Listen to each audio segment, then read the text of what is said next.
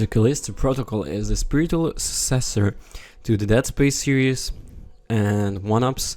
It is almost every way with a perfect recipe of fear, fun, and a constantly fragile atmosphere. When Shrinking Distance Studios, led by Dead Space co-creator Glenn Schofield, set out to make their debut title, their vision started from a PUBG tie into eventually a fun-fledged third-person survival horror experience, The Callisto Protocol.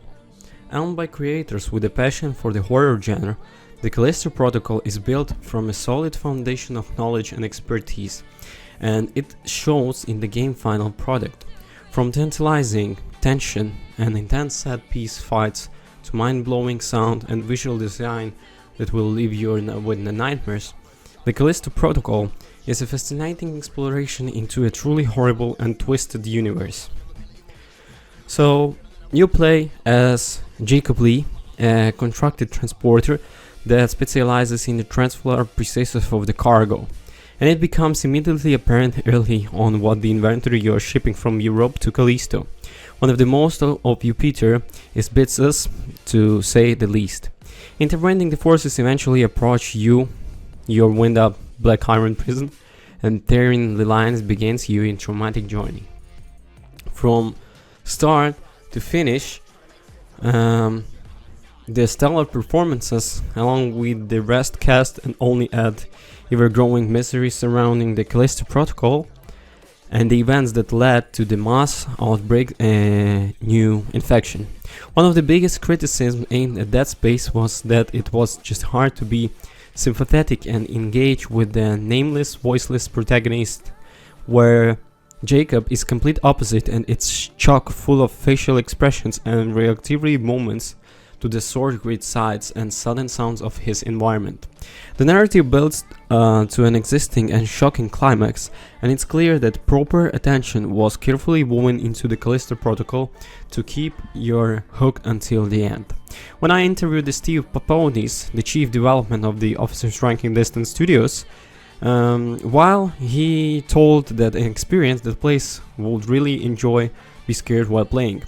Boy, he really understood this notion. The second you are let off leash in the Callisto Protocol, you are subjected to what becomes the game's trademark over the course for the next 14 hours, a feeling of helplessness. The atmosphere has a constant air of uneasiness and trepidation as the game attacks all of your scenes from every direction, and you never know what's going to jump on you next. The Callisto Protocol regularly throws curveballs and teases something horrific without anything emerging from the shadows, but its pinches, the sequels of high-pitched violence, make you think otherwise. Unlike its predecessors, the Callisto Protocol has fewer weapons, but it places a great emphasis on utilizing the game's deeper melee combat. A stun button will become a violent bludgeoning tool that rewards you for paying attention to the blocking, dodging, and combo mechanics by conserving your ammo, which becomes more scratch the further you progress. While the game may not boast an iconic weapon like the plasma cutter, its excellent 3D printer upgrade system offers plenty of ways to customize your weapons and gear, and ultimately allows you to manipulate your gameplay playstyle. With the different pistols, the shotguns, and the assault rifles to use, players are also greeted with the GRP, a familiar gravity-defying launch mechanics that lets you hoist up reliable enemies and either use them as non-human shield, tossed into the insta-kill hazard, or play pong with them against the walls.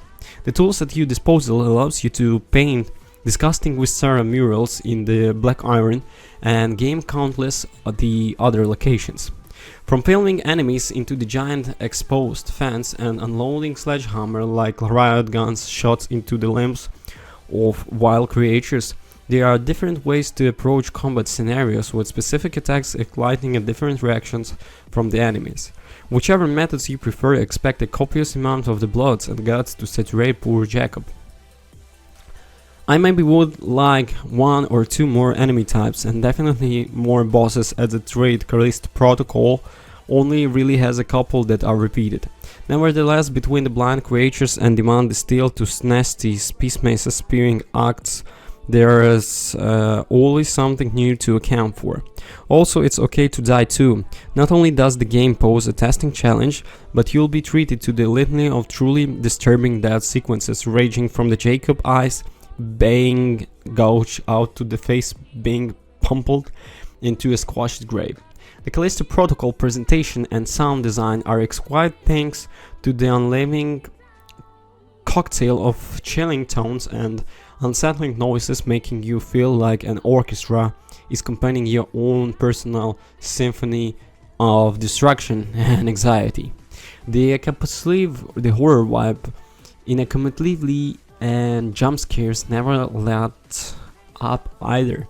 What's cool is they never get boring and will constantly take you off guard even if you're expecting something. You can see vents and hotels in the walls, knowing full while something unpleasant is lurking beneath, and you become too busy focusing on every other aspects of the environment to even notice a giant breeze hurtling towards you at rate of the knots. The game locations vary from dank hallways to the show-covered stormy winds of Callisto itself, and the visuals are splendid. The lighting is great, with dim lights and fire covers debris bouncing off the full, rancing corridors and practical effects allowing smoke to course through the levels. It becomes a serious challenge of one-upmanship by the end to see which area can be dipping more extra trenches of fluid and house the most grotesque sights to make you retreat to the underworld drawer. The nauseating sequences and howls from the enemies make a welcome change from the inordinate, a bit frustrating amount of the tame Jacob spends in crawl spaces and vents, but this is to be expected a major AAA game, now avoiding the loading screens. In my experience, I've encountered next to no technical issues outside the odd frame rate drop. A wonderful exhausting experience is probably the best way of describing the Callisto Protocol, as no matter the strength of my own resolve, I was constantly on the edge of reviling in those fleeting moments where the game allowed me to breathe following yet another life-threatening fight.